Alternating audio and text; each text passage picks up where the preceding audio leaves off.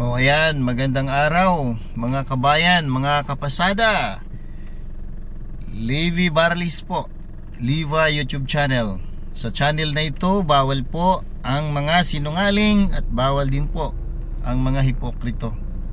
Mga kabayan, meron po tayong magandang kokomentuhan sa umagang ito. Umaga po umaga pa kasi dahil medyo kagising-gising ko lang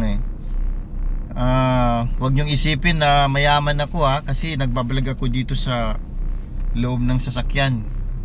Hindi po to aking sasakyan Nirerentahan ko lang to. Ang trabaho po ni Levi ay empleyado po ako sa isang TNVS. Isang TNC po. Driver po ako ng isang TNC o TNVS kung tawagin ngayon. Mga kabayan, ang ating pong magiging paksa ngayon ay ito pong himutok ni Congressman Barbers doon sa kanyang mga pahayag. Nagbigay siya ng parang privilege speech ba tawag doon, na doon ay kanya pong sinabi lahat ng kanyang frustration, lahat ng kanyang nararamdaman dahil sarit-sarit daw talaga yung mga kanyang natanggap ng mga pambubuli, paninira, pangungutya. Yun yung kanyang litanya doon sa kanyang speech At pagkatapos niya sabihin at nagbabalak po na mag-legislate sila ng batas para po pipigilin po yung ganitong mga kapahayagan ng saloobin din ng mga ng taong bayan. Lalo po higit sa lahat, galit siya doon sa mga vloggers. So isa rin ako dyan na ngayon nagsisimula pa lang ako sa pagbablog, kasi nainganyo talaga ako na kahit papaano magbigay ako ng aking mga saloobin din sa pamagitan dito sa social media. Kasi parang pagka kasi nagpapahayag ka, para nababawasan yung stress mo sa maghapong pakikinig sa mga kung ano-anong bangayan, ano-anong chaos dito sa politika sa ating bayan. Ito po, nais ko lang komentuhan na yung kay sabi ni Congressman Barbers. Congressman, alam mo naman yan ikaw ay isang public figure, di ba? At maliban doon ay public servant ka. Kaya ka nga kilala bilang public figure dahil nga dyan isa ka sa humahawak ng committee dyan sa Huadcom, sa Quadcom committee. Kahigit ka nakilala ng mga tao dyan sa napakahaba ninyong investigation na halos hindi nyo natitigilan. Kaya ganun din ang hinaing ng mga tao. Halos hindi rin kayo titigilan ng pambubuli din sa inyo.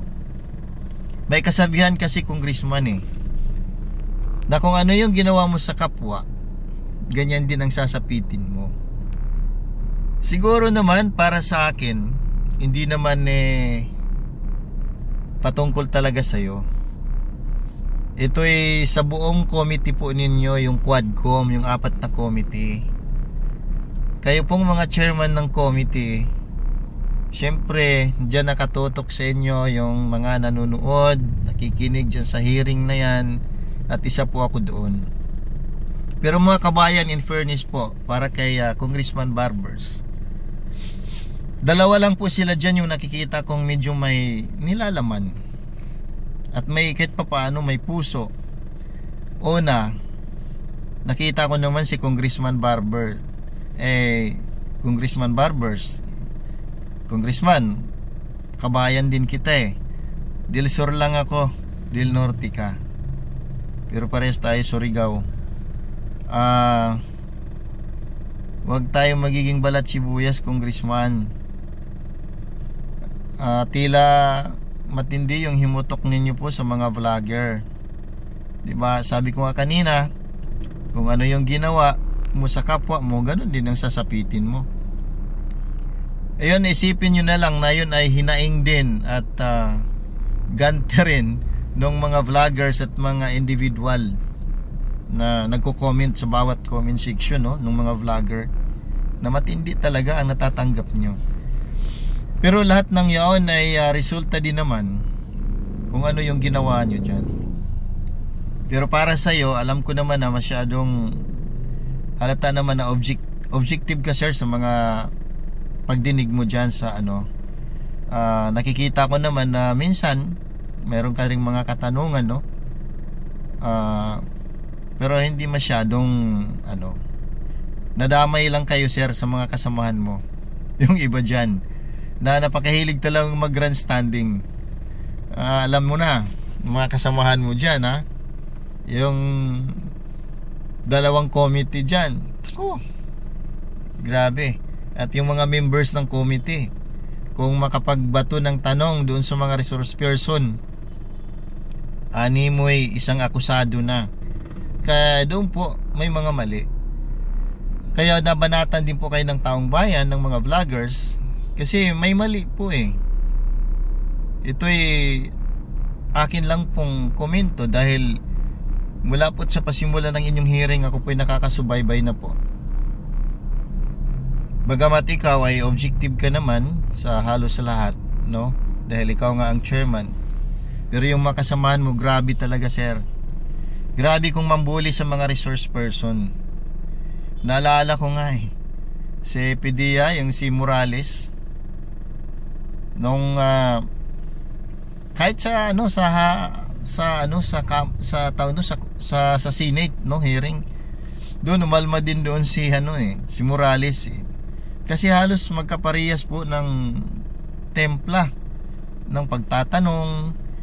Ang totoo po, ang pakiramdam namin ay hindi na po aid of legislation po yung ginagawa nyo kasi dyan. Talagang ngayon resource person ka na yun ang inaasahan mo, natatanungin ka ng mga bagay na makatulong po sa committee. Pero pagdating kasi dyan, Congressman, kaya galit din kami dahil ang mga tanungan ay masyadong personal, hindi na po aid of legislation. Grabe. Pag upo mo dyan, akusado ka na, hindi ka na resource person. Kaya di ba, nakikita ng mga tao yun, ng taong bayan, lalo't higit yung mga vloggers na nakasubaybay po sa inyong hearing. Kung ano po yung resulta dyan ng inyong hearing, ganun din ang mga himutok ng mga tao. Kaya wag tayo, sir, magiging balat sibuyas, diba? Ganito lang ang ano, sir, ituro ko sa inyo. Kung ano pa ba sa Surigao, ipaambit ba, o jari ako ipaambit sa imo, sir. Kay kabayo man ko mag-Surigao nun gamay, no? Ito lang, sir, yung luhika ko na napakasimple. Lahat po, halimbawa na lang, no, kung iniisip mong pinaratangan ka, iniisip mong kinukutya ka, iniisip mong below the belt na yung komento ng mga vloggers tungkol sa iyo, tungkol sa mga kasamaan mo, the whole committee po ng Quadcom, di ba? Simple lang naman, sir. Huwag po kayong magagalit.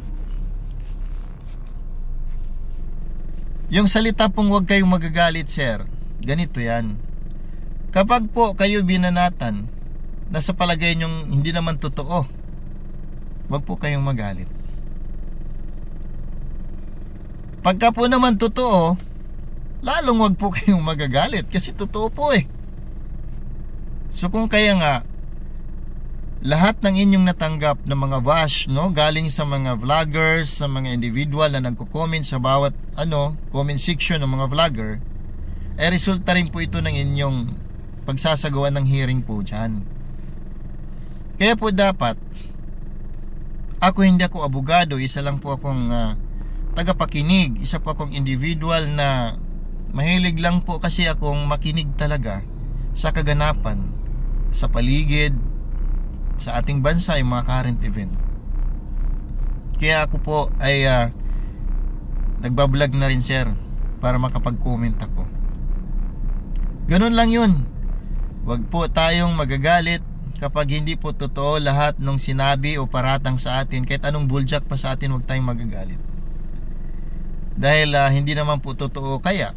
O kung totoo naman, wag din po tayong magagalit kasi resulta po yan kung ano po yung nagawa din natin dun sa ating mga hearing. Sabi ko nga, hindi ako abogado, sir. Pero dapat ang tanungan dyan, napakasimple. Hindi na po ahaba na abot kayo ng 15 hearings dyan sa Kongreso para makapag-legislate po kayo ng isang batas or i-amend ninyo yung existing laws tungkol sa drugs, tungkol sa good governance, lahat. Mabilis lang po. Para sa akin po yung simpleng pagtatanong lang sa isang resource person, alam mo na kasi kung siya ay nagsisinungaling at hindi. Ngayon, kung alam mo na siya ay nagsisinungaling, nasa sayo yun. Alam mo yun, ramdam mo yun eh. Pero hindi aabot doon sa bagay, doon sa mga tanong na masyadong personalan na. At alam mo naman na talagang yung bawat individual, tayo, maging hipokrito tayo kung wala sa atin yung pagdipinsa sa ating sarili. Diba? Dinidipinsa natin yung ating sarili, sir, sa lahat ng pagkakataon. So ngayon,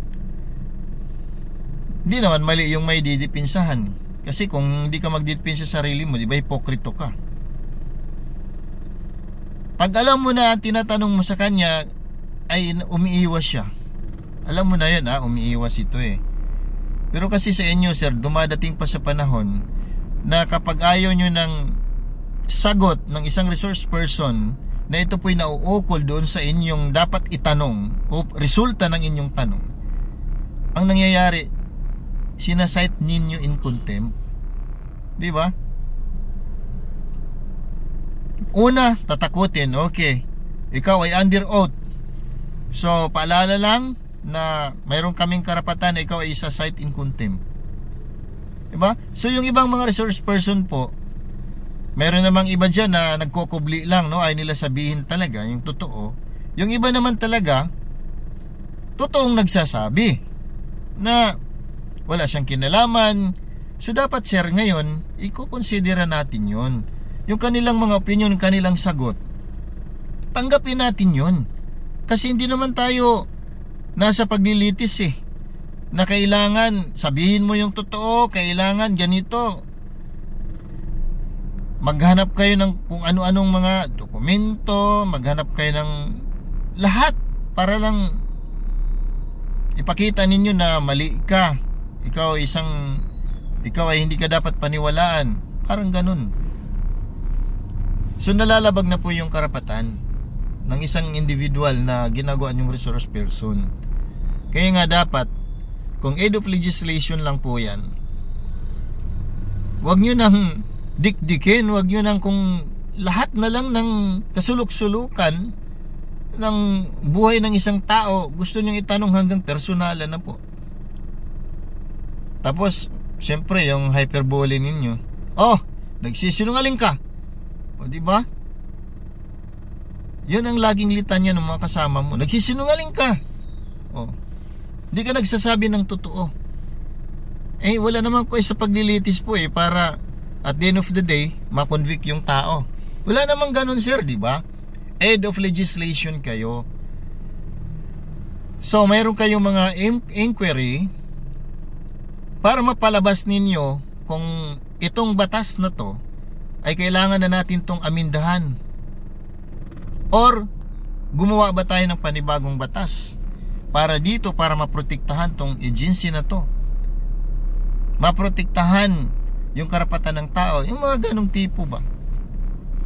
Pero ang nangyayari kasi talagang dikdikan po ito, ganyan din. Sali na natin, sir, yung tungkol sa kay BP Sara. Di ba dyan tumagal din yung hearing ninyo sa good governance? Aid of legislation. Pero sa totoo lang, may mali. Kung imbestigahan nyo sir lahat yan, pati yung confidential fund ng Pangulo, ng Kongreso, lahat po ng mayroong confidential fund, kung gusto nyo lang talaga makapag-create kayo ng magandang batas, isama nyo na yung sa Pangulo para hindi naman kayo mapagdudahan, di ba? Halata naman eh. Sige nga, isama nyo lahat, imbestigahan yan, yung mga mayroong tawag nito, nakatanggap sila ng notice of disallowance. Imbestigahan nyo po lahat yan. Diyan bibilib ang mga tao sa inyo. Pero kung isisingle out nyo lang talaga si Sara sir, ay talagang mahambalos kayo ng mga vloggers, mga individual din ng mga nagko-comment. Kasi nagiging bias po ang dating. Biruin mo pa naman, gasino, magkano lang naman yung confidential fund ng isang vice president. Yung mga paliwanag nga niya, hindi nyo nga kinoconsider eh. Yung parang mayroon talagang plano, yung 4 na committee na gurgurin yung BP. Tumitira itong mga mga convicted din dyan, yung mga makakaliwa. Confidential pa ng confidential fund. Gustong saliksikin, gustong imbestigahan hanggang sa kasuluk-sulukan, diba? Instead kasi sir, na palagay na natin na mayroon talagang hindi maayos na paggamit ng confidential fund ng OBP. Dapat hindi ganyang sa pamamaraan ng pag-imbestiga. Kung mayroon talaga na problema yung confidential fund, so dapat po ang inyong imbestigahan dyan, at dapat nabusisiin ninyo para makapaglikha kayo ng batas, yung COA po. Yung COA kasi sila yung nag-o-audit po nitong confidential fund, o lahat ng fund yata under ng COA, kasi sila yung commission on audit, di ba?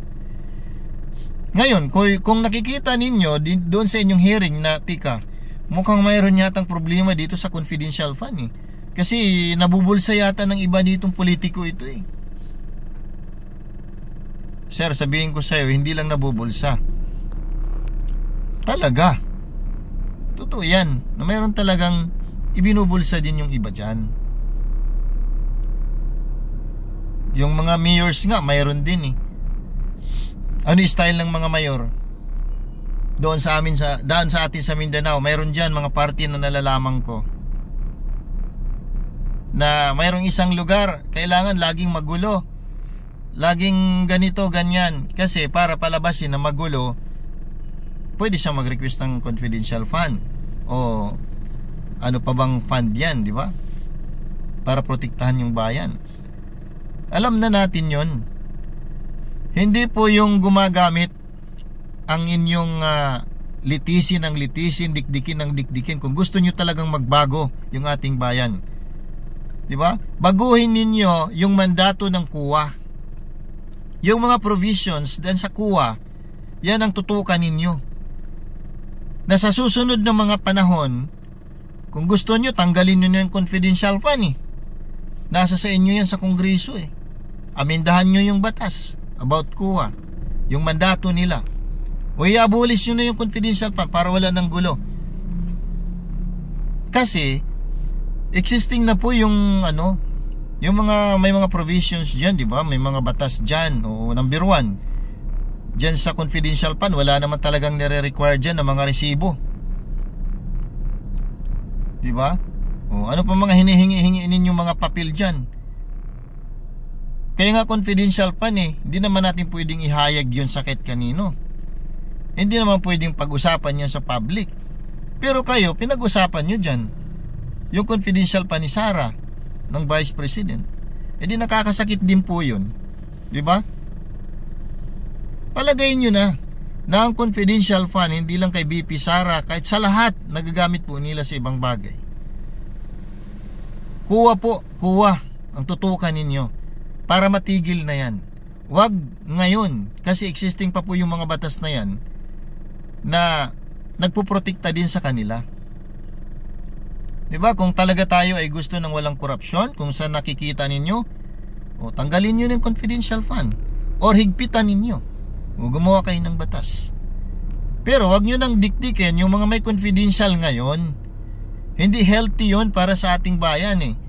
Kasi buti sana kung naimbestigahan ninyo lahat ng mayroong confidential fund, mayroon silang mga disallowance na na-issue ng COA, o medyo okay yon. Pero kasi nasisingle out nyo kasi ang vice presidente. Kumbaga na pagtutulungan. No.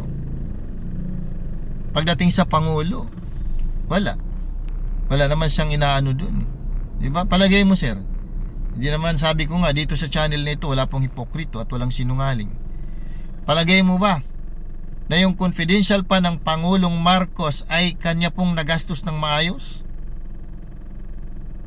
Palagay mo lang ha. Hindi ako nagsasabi na nilustay niya. Palagay mo.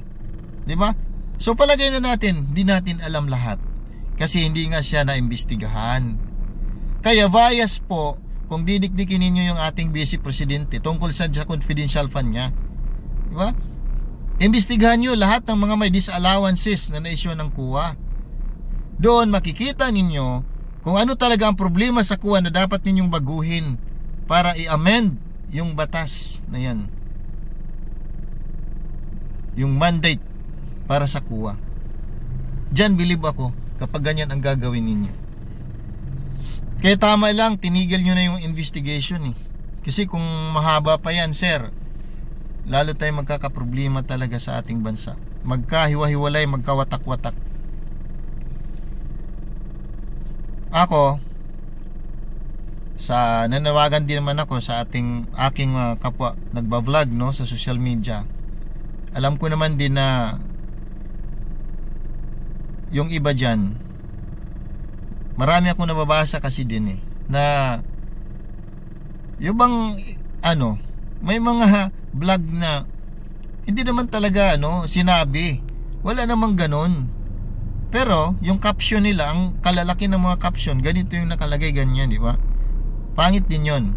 Pero hindi ko pwedeng anuhin yung aking kapwa vloggers, baka magagalit sila eh. Pero yung akin lang sa sana magiging makatotohanan tayo. Ako kung sakasakali, di ba, na talagang gusto nyo na mapabuti yung ating bayan, suportado ako dyan, Congressman Barbers. Suporta ako sa inyo. Pero ang unahin ninyong baguhin yung ating mga batas. Huwag nyo munang pakialaman na yung mga tao, magugulo yung mga nandyan sa gobyerno. Yung batas ang baguhin ninyo para pag nabago na yung batas mananagot na yung bawat isa. Kung mayroon kayo nakitang mga lapses sa mga batas na yan na nalalabag din naman, na nagagawa ng paraan ng isang public servant na ganito, nakakalusot, ganyan, huwag nyo palusutin. Gumawa kayo ng astig talaga na tawag nito na mga provision para hindi na makakalusot. Ewan ko lang kung i-abolish natin yung confidential fund, papayag ba yung mga ibang politiko dyan? Yan ang tanong, diba? Pero sir, para sa'yo overall nakikita ko naman, wag ka lang maging balat sibuyas, sir. Dahil siguro nadadamay ka lang yung sa ibang party. Pero ito nga sana naman tinuloy-tuloy mo na yung suporta mo sa ating former presidente. Marami yung mga video clips kasi, sir, din na nakikita namin, mga vloggers, na dati fully support ka sa war on drugs sa ating Pangulong Duterte. Kaya nagtataka sila bakit ngayon tila dinidebate mo na yung lahat ng mga nagawa ng ating Pangulong Duterte noon. Parang sinasalangsang mo na ngayon. So nag-arrive din yung tanong ng mga tao, bakit nangyari kay Congressman Barbers? Di ba? Tapos, sir, narinig lang namin to. Lalo ako sa ibang mga vloggers, sa mga iba pa dyan na nasa gobyerno, na nagkakabayaran daw. Parang mayroon daw yatang kada hearing. Malay ko, di ba? So kung mayroon yun, sir, hindi rin maganda. Kaya sana makatotohanan lang yung ating mga investigation, yung ating mga inquiry. At wag po tayong magiging hipokrito. Kasi po kung higpitan natin yung mapag-imbestiga, sir. Ito ang madalas ko kasi talagang comment Kapag yung pagka-hipokrito natin ay laging nandyan, yung ating pagkasinungaling ay laging nandyan, wala pong mangyayari sa ating bayan. Paikot-ikot lang tayo ng paikot-ikot. Diba? Ang daming mga hipokrito. Ang galing lang mag-grandstanding sa mga investigation. Pero sa kanilang mga sarili, biblical yan, sir Bago mo ikatanggalin yung muta, hindi yung muta, morning sa mata mo, diba? Bago mo punahin yung sa kapwa mo, ikaw muna, tanggalin mo muna yung muta mo. Yun ang kasabihan. Biblical yan Kaya kagaya ng sinabi ko kanina, sir, na simple lang. Kapag hindi totoo yung chismis, kapag hindi totoo yung akusasyon sa inyo, yung mga banat sa inyo, huwag niyong pansinin. Kapag totoo naman, sir, huwag kayong magagalit kasi totoo yun di ba? Totoo nga kaya huwag na tayong magagalit. Kaya salamat na may social media, sir. Huwag niyo namang ipagorgor yung mga vloggers, di ba? Kailangan lang siguro magkakaroon lang tayo ng limitasyon din, no? Yung ako, hindi rin ako against din ako doon sa mga yung naninira ng personalan, yung tungkol sa yung mukha ng isang politiko, pangit din yon. Wag yun, dito lang po tayo sa sa pagko-comment po kung ano yung nakikita natin sa investigasyon, pawang katotohanan lang. Out na po yun yung mga yung mukha ni ganito, ganyan, wala po, hindi na po yan, out of context na po yan sa pag kukomment ng ibang mga nagko-comment. So hindi rin ako dyan papayag. Kailangan doon lang po tayo sa investigasyon, pero hindi naman yung stick to the plan, wala ditong stick to the plan, sir. Ako, kaya sabi ko dito sa aking pagpapahayag, sa aking vlog, bawal dito ang sinungaling, bawal dito ang hipokrito. Totoo lang po. Mag-comment tayo doon sa tama. At syempre, masisins din po yan ng mga nakikinig, diba? Para naman na pare-parehas po tayo. Ika nga sabi, para po malaman natin kung ano yung hinaing ng bawat isa, i-apply po natin yung sabing shaping of the paradigm, di ba? Yung napaka-simple po, sir, ng shaping of paradigm, di ba? Simple lang na pag-illustrate nito. Ganito lang yan. Ito, sir, coins. Pag hinarap ko to sa'yo, may tao. So ngayon, kung papapaniwalain kita na dito sa akin ay walang tao,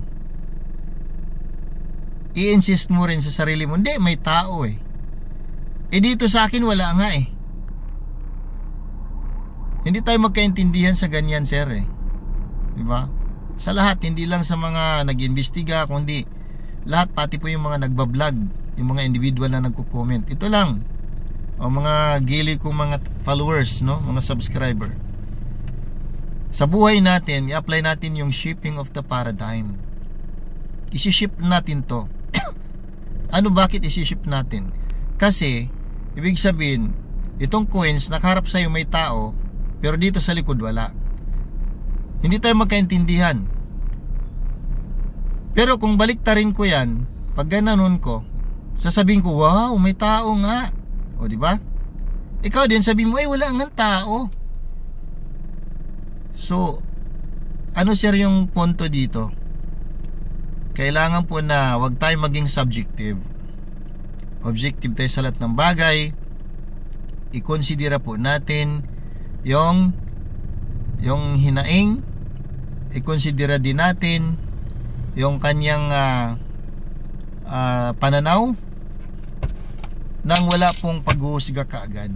Ibig sabihin, isipin natin, pagnilay-nilayan, alamin natin kung bakit nagkaganon, di ba?